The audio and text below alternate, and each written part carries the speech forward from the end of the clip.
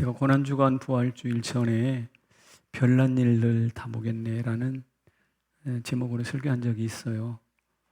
예. 오늘은 그 후속으로 별난 사람들 다 보겠네 라는 말씀을 나누려고 합니다.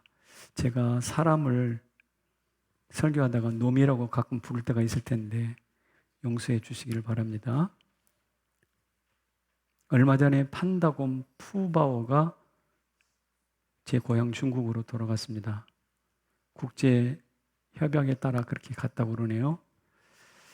한국에서 마지막 개장하는 날이죠. 푸바오를 볼 수 있는 마지막 기회인데 그 친구를 보려고 6시간 전부터 줄을 섰다고 합니다. 심지어 저 지방에서 올라오신 분들은 에버랜드 근처에 숙박업소를 다 점령해가지고 방이 하나도 없었대요. 다 만실이 되어서.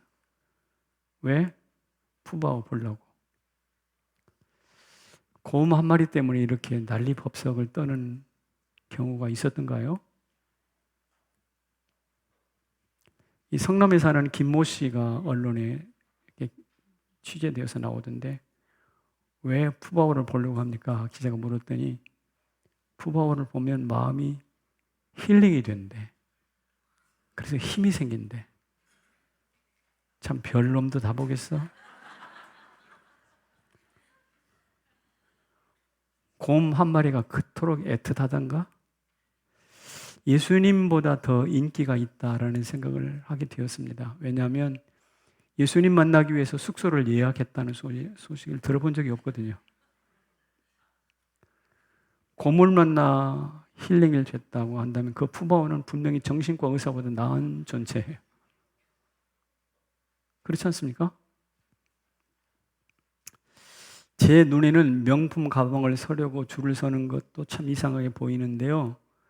곰 한 마리 보려고 지방에서 달려와가지고 힐링이 된다는 둥, 숙박시설을 다 채우는 둥 하는 이런 모습이 이해가 안 갑니다. 제가 좀 속이 좁은 사람이겠죠?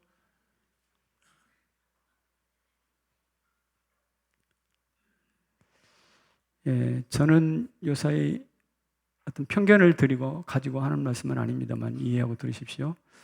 의사 선생님들의 집단 행동에 대해서도 마음이 편치가 않습니다.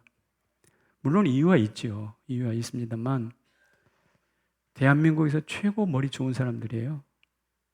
그리고 최고로 좋은 교육 받았어요. 그렇잖아요? 그리고 가장 많이 보수를 받는 사람들이에요. 신흥 귀족입니다.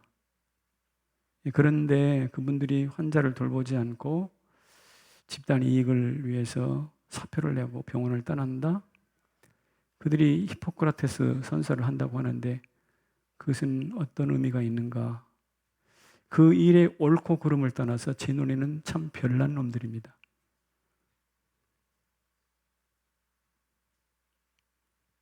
이 자리에 의사 가족이 있는 분들 용서하십시오.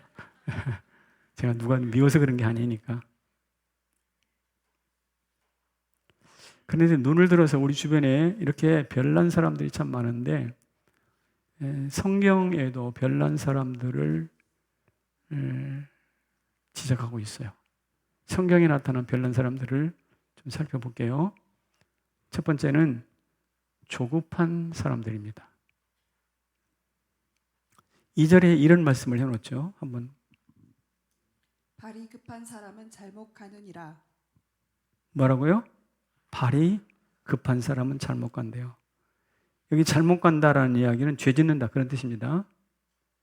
발이 조급하다라는 말은 성급하다, 경솔하다 이런 뜻이겠죠.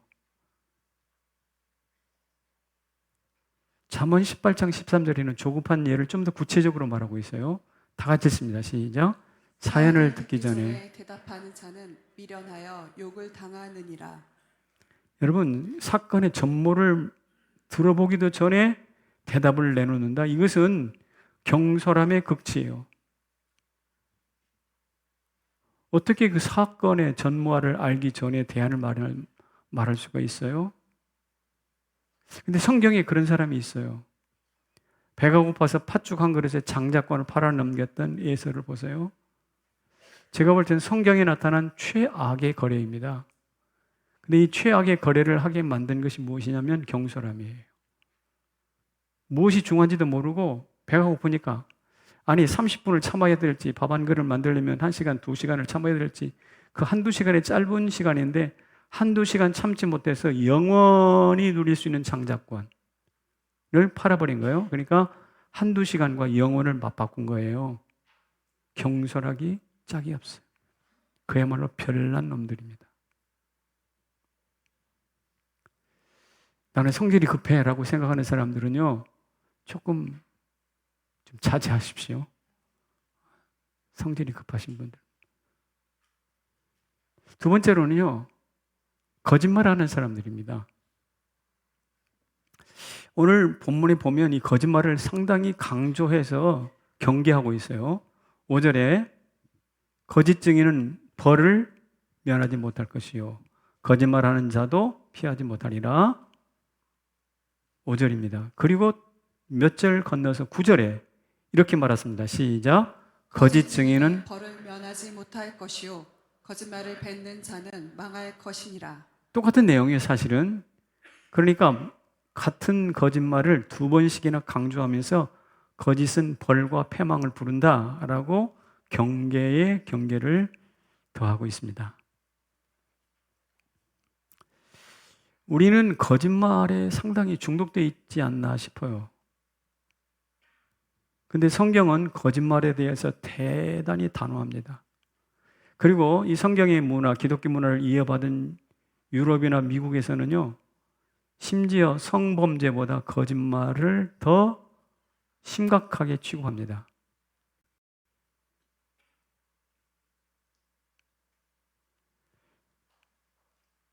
워터게이트 사건이라는 말을 들어보셨죠? 워터게이트 사건, 닉슨 대통령이 거짓말을 한 거죠. 그래서 대통령이 자리에서 물러났어요.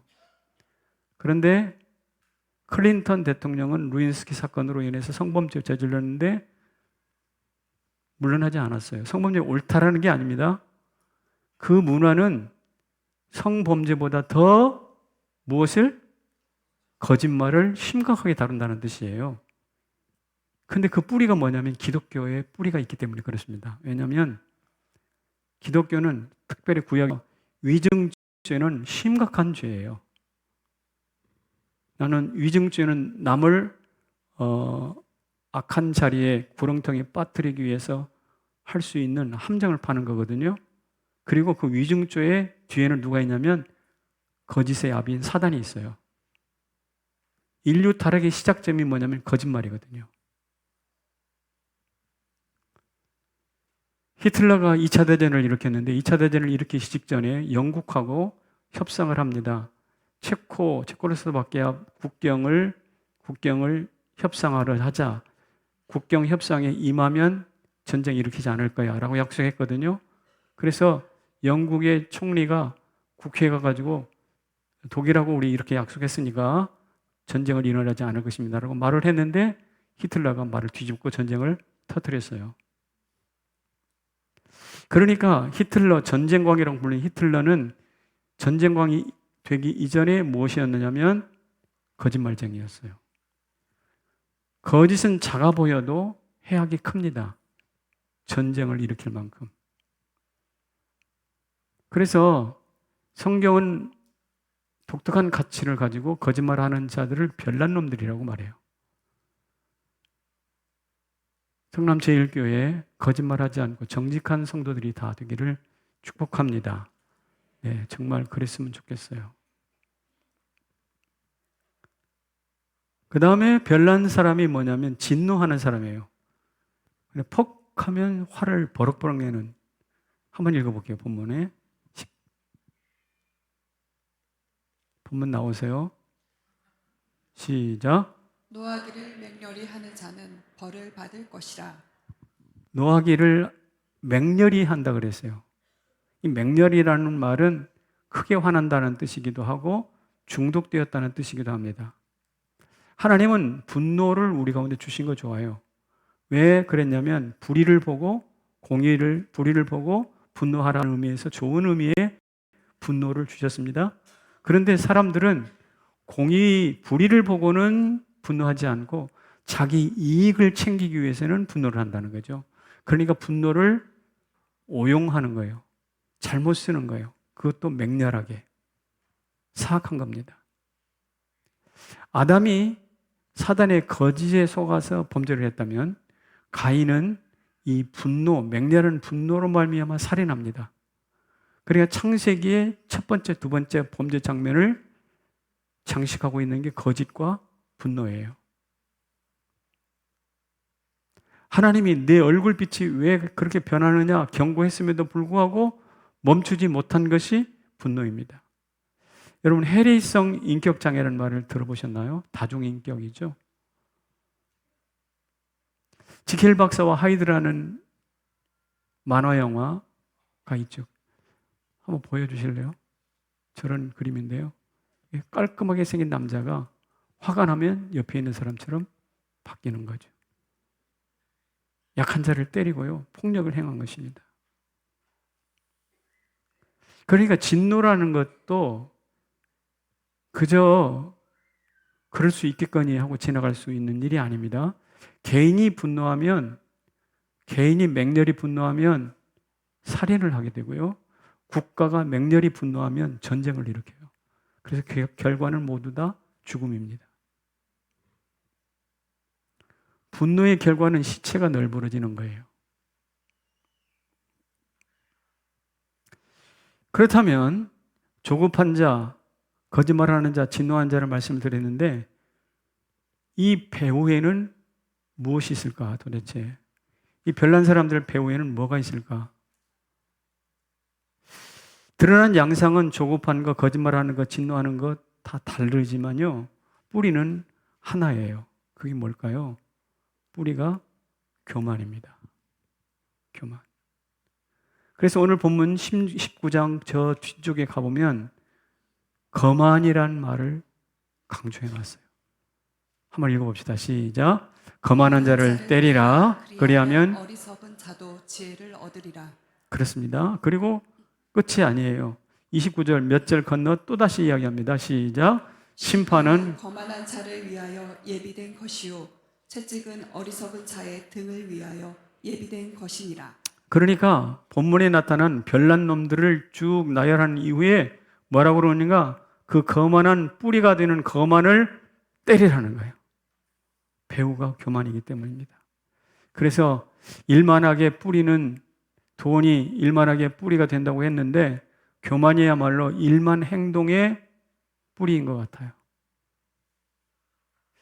우리 교회가 교만한 교회가 아니었으면 좋겠습니다. 문턱이 낮은 교회였으면 좋겠습니다. 진입장벽이 없었으면 좋겠습니다. 누구나 문 열고 들어와서 여기가 내 집이다라고 편안을 누렸으면 참 좋겠어요.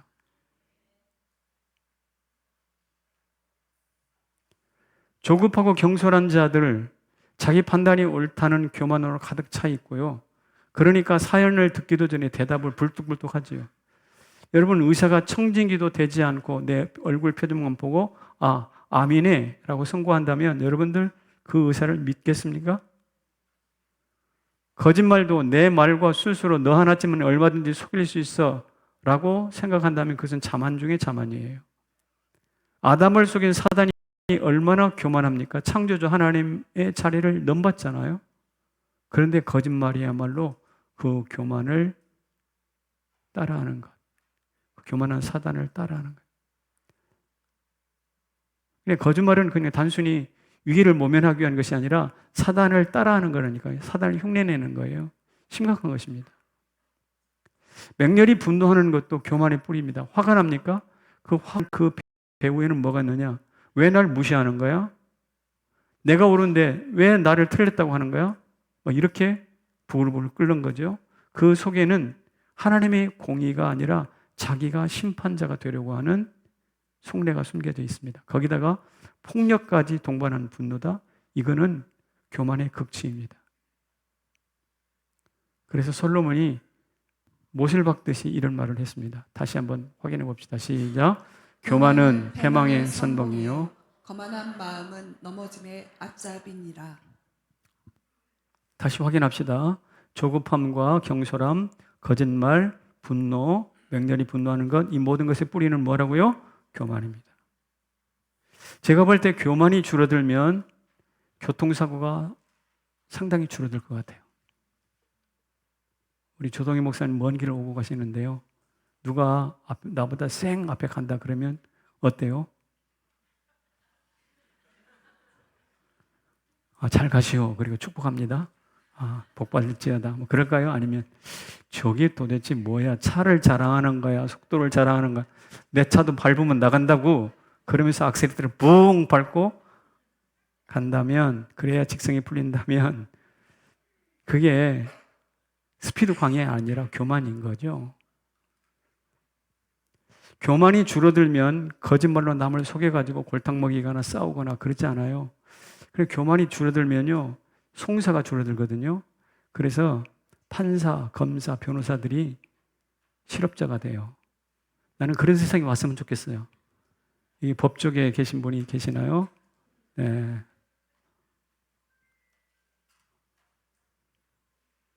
재벌 판검사들이 없어가지고 실업자가 됐으면 좋겠어요. 교만하면 삼체가 사라집니다. 삼체가 뭔가? 삼체는 이거예요. 있는 채, 아는 채, 잘난 채. 동창회에 고급 차를 타고 나와서 명품백을 들고 나와서 의시되거나 자식 자랑하거나 남편 자랑하거나 옷 자랑하거나 차 자랑, 이런 게 사라진다니까요. 눈꼴 사나운 게 훨씬 사라져. 말을 할 때도 내가 왕년에, 내가 한때는 이런 라떼 법칙, 라떼 어법이 사라져서 귀가 훨씬 편안해질 거예요. 남을 밟고 일어서지 않으니까 사회가 훨씬 더 평화롭겠죠? 안정되겠죠? 행복 지수는 올라가겠죠? 불쾌한 스트레스 지수는 낮아질 거예요. 여러분, 교만 하나만 사라져도 거짓말이 없어지죠? 조급증이 없어지죠? 분노가 없어지죠? 엄청난 사회 유익이 나타날 거예요. 우리 교만하지 맙시다.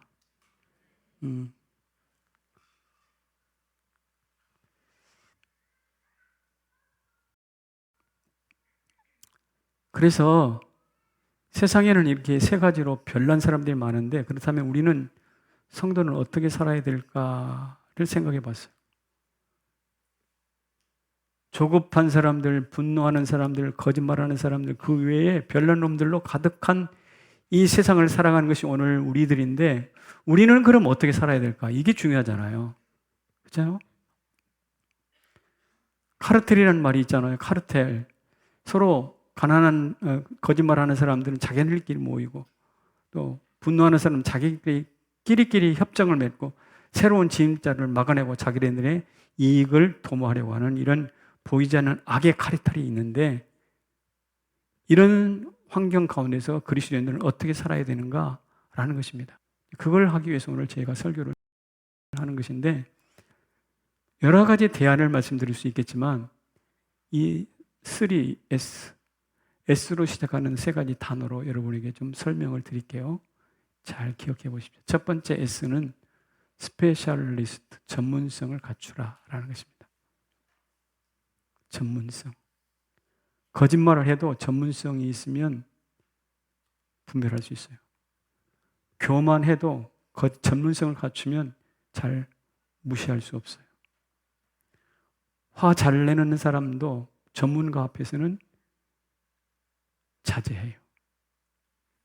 성남제일교회 성도 여러분, 우리 전문성을 갖춥시다. 근데 성도들에게 전문성은 뭐냐면, 가장 중요한 전문성을 소개할게요. 예수 잘 믿는 게 전문성이에요. 다른 건 몰라도 예수님에 대하여 30분 동안 줄줄줄절절절절 청산유수처럼 주장할 수 있어야 되는 것이 바로 오늘 그리스도인. 제가 만약에 다음 주 이른다면 어떻게 하시겠습니까? 제가 여기 설교로 30분 동안 서 있는데, 제가 올라와가지고 김 집사님, 박 집사님 나오셔서 한번 예수 한번 소개해 보시겠습니까? 라고 하면 여러분들은 어떻게 하시겠어요? 나와가지고 과감하게 30분 동안 줄줄줄줄 마치 준비된 것처럼 이야기할 수 있어야 된다는 말이죠. 시킬까봐 아멘 소리가 하나도 안 나왔어요. 아니, 그렇지만 분명히 그렇잖아요. 우리가 예수를 한두 해 믿은 것도 아니고 평생 예수 믿었는데 당신이 믿는 예수는 누구예요? 라고 말한다면 적어도 30분이나 1시간 동안 줄줄이 이야기할 수 있어야 되잖아요? 안 시킬 테니까, 안 시킬 테니까. 있어야 되잖아요? 아멘입니다, 아멘. 제가 고등학교 다닐 때, 청년 때면 혁띠를 팔러 오는 사람들이 가끔 있었어요. 혁띠를 팔러 와가지고 이렇게 말합니다. 이 혁띠로 말할 것 같으면 5살짜리 한우를 잡아가지고 만든 것으로서 1톤 트럭을 끌어도 끊어지지 않는 것입니다. 막 이러면서 혁띠를 몇 개 팔고 내려갔습니다. 여러분, 혁띠를 파는 사람도 장광설을 30분, 20분 동안 하는데 내 영혼의 구주 예수 그리스도를 설명하는데 왜 장광설이라고 할지 모르지만 왜 말할 거리가 없어서 되겠습니까? 저는 믿음의 전문성이 그리스도인이 갖춰야 될 전문성이 첫 번째라고 생각해요. 이게 없으면 골을 못 넣는 우리나라 축구 선수 누구지? 어? EPL에 있는 사람 누구잖아.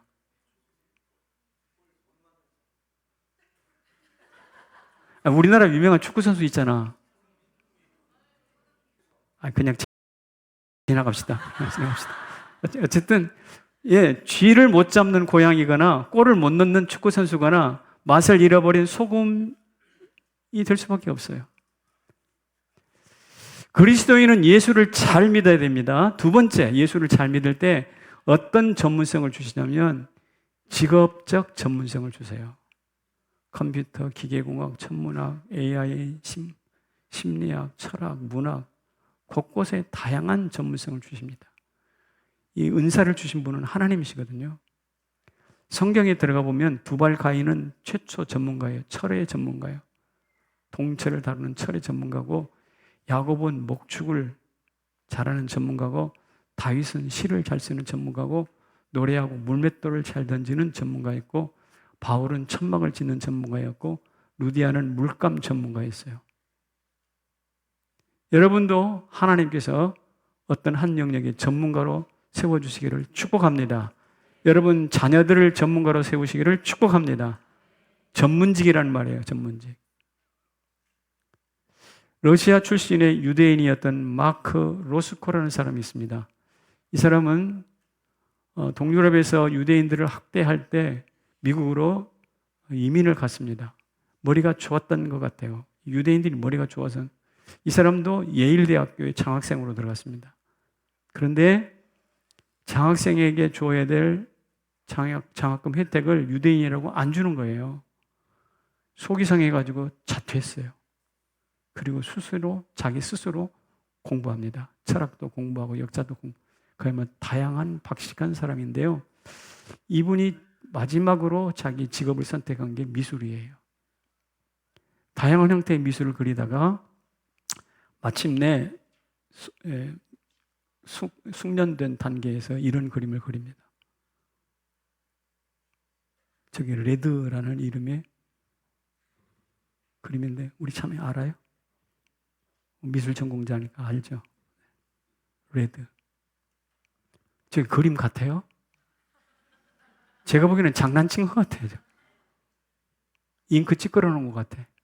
그런데 저것만 아니라 로스코 채플이라고 텍사스에 가면 저 사람의 작품을 이렇게 전시해 놓는 로스코 채플이 있는데 거기 장면을 하나 보여드릴게요. 저 한 실내인데요. 저건 까만 거예요. 아까는 빨간 것이었죠? 이건 블랙인데요. 저것이 무엇을 의미하냐면 태초에 빛이 있으라라고 말하기 전에 흑암. 근데 그 흑암과 저 레드 앞에 사람들이 와서 많이 운대요.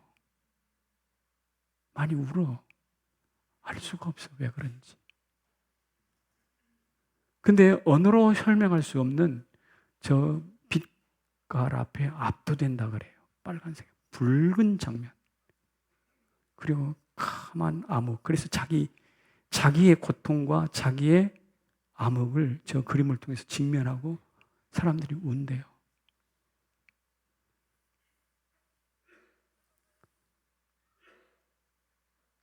여러분, 로스코에게 학교에서 미술을 전공하지 않았다면 그 전문성을 준 것이 누구냐? 하나님이세요. 저 그림이 수십억, 수백억. 우리 예수 잘 믿는 성도들에게 이런 스페셜리티, 전문성을 주시기를 축복합니다. 여러분의 자녀들이, 여러분의 손주, 손자들이 그렇게 되기를 바라요. 두 번째로는요, 스트래티지, 전략입니다. 잠언 24장 6절에 보면 이런 말씀이 있어요. 시작. 너는 전략으로 싸우라. 승리는 지략의 마음에 있느니라. 여러분, 아까 말했던 별난 놈들은 거짓말도 하고 분노도 하고 속이고 죽이는데 남을 쓰러뜨리는데 집중합니다. 그래서 만든 것이 손자병법이에요. 그러기 위해서 만든 게 36개예요. 그래서 만든 게 100개 지략이에요. 병법사들입니다. 거기 보면 이렇게 말합니다. 상대방 겁주기 위해서 닭을 죽여서 원숭이를 겁주라. 원숭이 겁주려면 닭 한 마리라도 가차없이 죽이라는 뜻이죠. 또 가까운 적과 싸우고 먼 적과는 화친해라. 그래야 가까운 적이 함부로 덤비지 못한다. 다 이런 게 속이고 죽여서 이기려고 하는 전략입니다. 이게 세상의 전략이에요. 그런데 로마에 보면 한니발의 침략을 받았을 때 그것을 막아낸 스키피오라는 장군이 있습니다. 이 스키피오는 강력한 한니발의 군대, 코끼리를 앞세운 한니발의 군대를 대항할 만한 힘이 없었어요. 근데 전략을 어떻게 세우냐면 이렇게 세우는 거예요. 대치하되 싸우지 않는 전략이에요. 그래서 적이 공격해 오면 도망가요. 그리고 적이 공격을 멈추잖아요. 그럼 자기도 군대를 멈추고 서 있어요. 그러다가 이 한니발 군대가 백성들을 약탈을 하잖아요. 재산을 약탈하잖아요. 그러면 그때 공격해요. 그러면 약탈 행위를 멈출 수밖에 없잖아요. 그런데 전쟁이 아닌 대치 상태로 적의 활동 반경을 줄이고 백성들을 보호하는 거예요.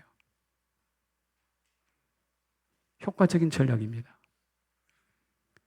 그런데 한 걸음 더 나아가서 성경의 전략은 아예 이런 전략입니다. 무슨 전략?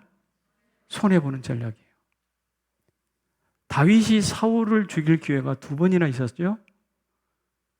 그때 칼 한 번 휘두르면 끝나는 거예요. 근데 죽였어요? 안 죽였어요? 안 죽였죠. 근데 최종적으로 누가 이겼어요? 다윗이 이깁니다. 이게 바로 손해보기로 하는 전략이에요. 칼을 휘두르지 않아도 이길 수 있다는 것입니다. 하나님이 함께 하시면. 할렐루야. 예수님은 떡으로 먹이시고 십자가로 살리셨습니다. 그래서 기독교인이 손해보는 전략은 한마디로 말하면 뭐냐면 죽여서 이기는 게 아니고 먹이고 살려서 이기는 거예요.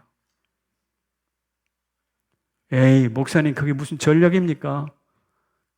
제가 볼 때는 최고의 전략입니다.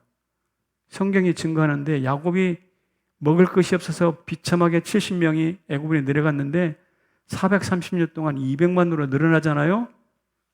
더 이상 떠돌이나 종이 아니에요. 그때 피난했을 때가 가장 완성한 번성기였어요. 바벨론 포로로 끌려갔지만 그로 인해서 여호와의 신앙이 국제화됩니다. 세계화됩니다. 절호의 기회였어요. 그러니 기독교의 전략은 속이고 분노하고 죽여서 이기는 게 아니라 약하고 손해보고 살려서 이기는 것이죠. 저 남미 아우카족을 전도하려다가 순교했던 짐 엘리엇이라는 사람을 들어보셨을 거예요. 그는 휘튼 대학의 탁월한 인재였습니다. 그런데 그가 선교사로 헌신하더니 남미에 가서 비참한 죽음을 당했어요. 시체로 돌아왔어요. 사람들이 말했습니다. 왜 우리의 젊은이가, 이 빛나는 젊은이가 저 이상한 곳에 가서 죽어야 하나. 이것은 낭비다.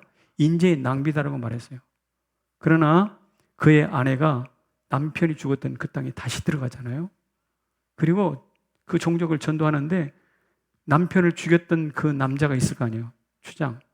근데 그 남자를 전도했어요. 그리고 그 남자가 목사가 됩니다. 에이, 내 남편 죽인 놈들, 별놈들 하고 고개를 싹 돌려버렸다면 그런 일이 나타나지 않아요. 근데 다시 손아보고 내가 죽을 각오를 하고 들어가는 거예요. 종족 전체가 바뀌어요. 영국 헬렌 로즈비아라는 여인이 있습니다. 이 사람은 아프리카 콩고에 들어갔어요. 콩고에 들어갔는데 거기서 정변이 나타나가지고 감옥에 들어갔고요. 마침내 성폭행을 당합니다. 지긋지긋한 여성으로서 의사인데 다행히 풀려나가지고 영국으로 돌아왔는데 가만히 생각했죠. 내가 콩고에 들어갈 가치가 있는가? 콩고는 가치가 있는 존재인가?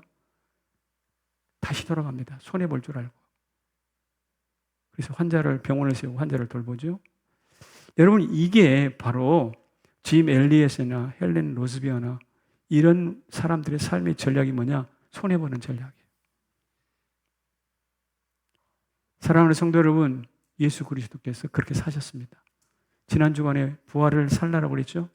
부활을 어떻게 살 건데? 손해보면 됩니다. 예수 이름으로 손해보면 됩니다. 그럴 때 세 번째 나오세요.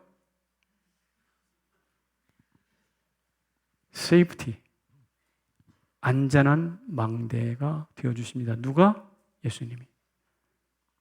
잠언 18장 10절에 한 목소리로 읽겠습니다. 시작.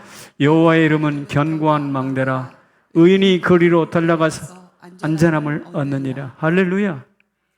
예, 구약의 도피성 들어가면 누구도 그것을 끌어낼 수 없잖아요. 옛날에는요, 중세 때는요, 교회는 아무리 군대라 하더라도 교회에 못 들어갔어요. 우리나라도 성당에, 명동성당에 군인들이 못 들어갑니다. 안전한 망대예요. 여기 안전한 망대가 누군가요? 예수 그리스도인데요. 어떻게 그걸 알 수 있는가 하면 가늠바다 현장에서 붙잡힌 여인이 끌려왔죠. 사람들의 손에는 돌이 있었습니다. 예수님이 뭐라고 하셨죠? 죄 없는 자가 먼저 돌로 치라. 다 도망갔죠. 그 여인에게 예수님은 견고한 망대였어요. 성난 파도와 싸우던 제자들이 있었습니다. 예수님이 물 위로 걸어오셔서 바람아 잔잔하라 명령하셨어요.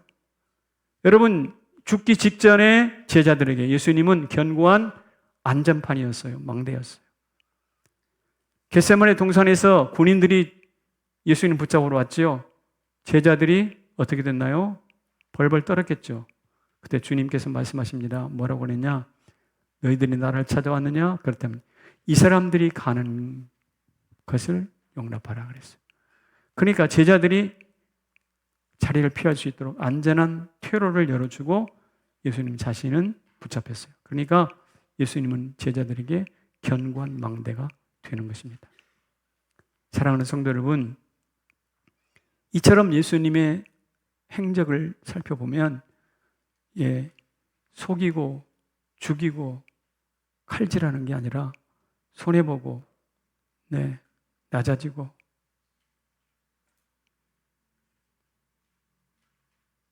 이게 바로 무엇이냐? 예수 그리스도 견고한 안전판이고 이게 바로 부활을 사는 삶의 원리입니다. 그런데 제가 설교를 준비하면서 이런 의문이 드는 거예요. 이렇게 살 수 있는 거예요, 정말? 홍 목사, 네가 설교는 이렇게 하겠지만 이렇게 살 수 있는 거야? 그 생각 들죠? 여러분 표정이 보니까 반신반의한. 설교 듣기는 좋은데 살아낼 수 있다는 말은 또 다른 문제인 것 같다. 이런 생각을 하실 겁니다. 저도 똑같은 생각을 하는 거예요. 그래서 우리 주변에 이렇게 살아간 사람이 있는가라는 질문을 던져봤는데요. 여기에 딱 부합하지는 않지만 한 사람이 있습니다. 성김이라는 분을 들어보셨나요? 뉴스에 많이 나오신 분이죠. 성김. 우리 한국 대사, 필리핀 대사, 비핵화 대표, 미국 대표 했던 사람인데요. 이분은 중학교 때 외교관이었던 아버지를 따라서 미국으로 건너갔습니다. 미국 건너가서 법을 전공했고요. 변호사가 됐겠죠. 그리고 침례 교인으로서 신실한 그리스도인입니다. 법 분야에 있다가 어느 날 외교관으로 부름을 받아요. 그래서 외교관 생활을 10년, 20년 가까이 합니다. 그가 이런 말을 했어요. 한번 같이 읽어봅시다. 시작. 일하며 적을 만들지 말라. 적을 만들면 성과는 남지만 곁에 사람이 남지 않는다.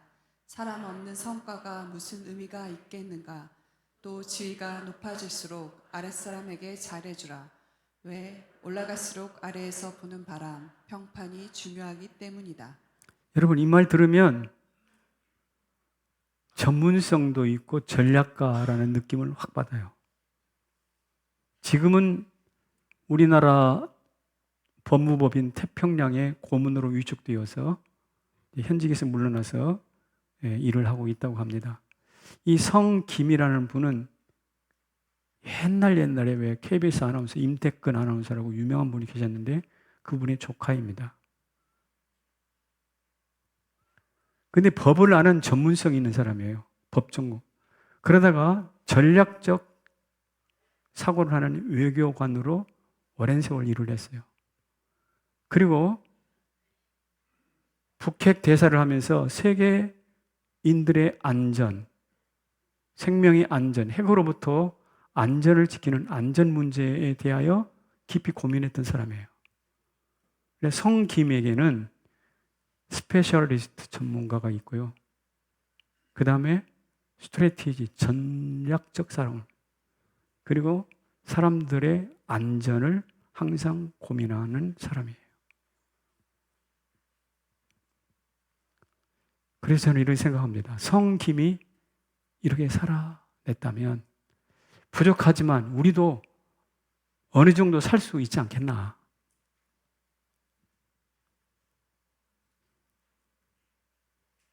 문제는 이것입니다. 세상 사람들은 거짓말하고 속이고 화내고 조급한 일에 별나게 살아가지만 오늘 우리는 예수님처럼 별나게 태어나시고 별나게 살다가 별나게 십자가에서 죽으신 예수님처럼 별나게 살기로 작정만 한다면 성김 한 사람뿐만 아니라 100명, 1000명, 수천 명이 나올 수 있다고 저는 믿습니다. 그러면 역사가 바뀌는 거예요. 아까 교만 하나만 없어져도 교통사고 덜 나고 법률가적인 서비스도 훨씬 줄어들고 사회가 행복지수가 높아지고 한다고 설명드렸죠. 그런 것처럼 오늘 문제는 우리가 참으로 성경이 말하는 예수님처럼 별난 삶을 살아낼 수 있느냐 없느냐에 있다고 봅니다. 사랑하는 성도 여러분, 거짓말하는 사람 별나게 살고 화나는 사람 별나게 살고 조급한 사람 별나게 사는 것을 바라보면서 욕하고 비판할 것이 아니라 오늘 우리가 오히려 예수님 닮아서 별나게 살아가시기를 축복합니다. 그럴 때 말이죠, 세상은 정말 그리스도인들이 별난 사람, 곧 빛과 소금의 역할을 감당할 수 있게 되는 거예요. 저는 나이가 이제 60대 후반이니까 또 저의 수고도 그런 노력도 필요하겠지만 여기 30, 40, 50에 계신 분들, 여러분 자녀들을 또 여러분의 손주, 손녀들을 놓고 제가 진심으로 축복합니다. 여러분, 우리 예수님 때문에 별나게 한번 살아봅시다. 여러분의 자녀들, 손주들 예수 믿고 별나게 살아가기를 축복합니다. 그럴 때 성김과 같이 미국 가가지고 참 살기 고단하지 않았겠습니까? 그러나 한국 코리아노로서 최고의 위치에 올라가는, 그리고 세상을 바꾸는 그런 자녀들이 여러분의 가정에서, 여러분의 자식들 가운데서 나타나기를 축복합니다. 자리에서 일어나십시다.